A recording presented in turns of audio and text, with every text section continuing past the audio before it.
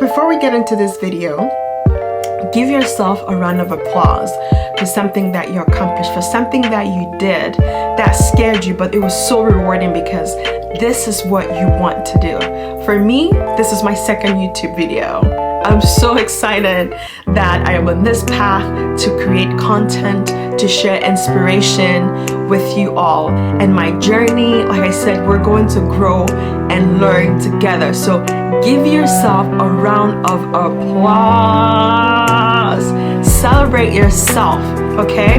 Because you put in the work, you did everything that you were supposed to do, and here you are, pushing, moving forward. Because guess what? You are capable. You're amazing. You have everything inside of you. Nothing and no one is going to stop. I was recently asked by a friend of mine, how do you deal with rejection and failure? It's one of those things that is, if you're breathing and alive, it's inevitable. It's part of who we are. Yet, I really don't think there's a one-size-fits-all for all of us.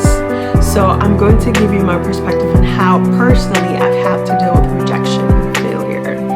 And I'd like to state that with any rejection and failure, I believe that there's always a redirection. There's always a reason behind why certain things are happening. And above all, my foundation is the Word of God, right? So in Jeremiah 29:11, God says, I know the thoughts that I have towards you, right? He's reassuring us that the plans and the hopes that He has for us, that we will have an expected end.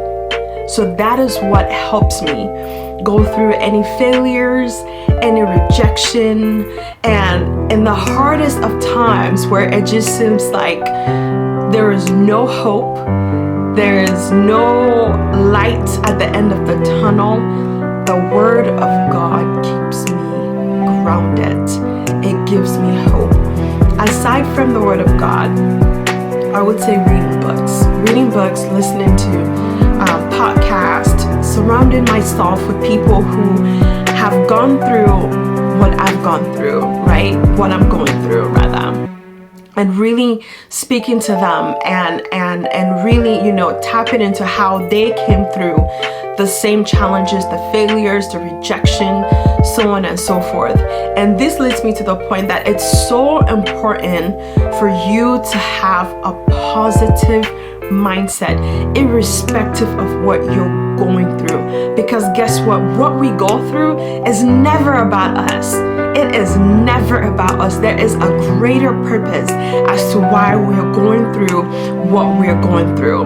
For me, and I think for all of us in the most part, the reason why we go through rejections and failure is so that somebody around us, we can inspire them and say, no matter the situation, no matter the failure, no matter the rejections, you can still make it. There is a way.